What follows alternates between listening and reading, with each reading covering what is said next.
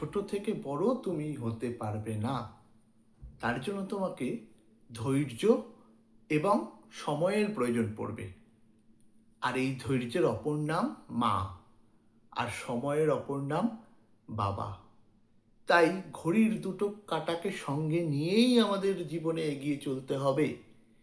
বাবার ইনকাম নিজের জন্য নয়, মায়ের জীবন তোমার জন্যই হয়। তাই হয়তো পুরুষের ইনকাম এবং মেয়েদের বয়স জিজ্ঞাসা করতে যাবেন না।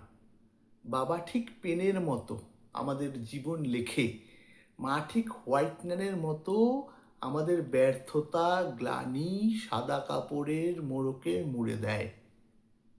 প্রত্যেকটি বৃদ্ধাশ্রমে তালা লাগানোর সময় এসেছে।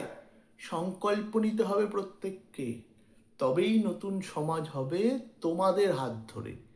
বিকশিত ভারত গড়া সম্ভব নতুন চিন্তাধারার মধ্যে দিয়ে, কোনো চাওয়ালার কেটলি পরিষ্কার করে নয়।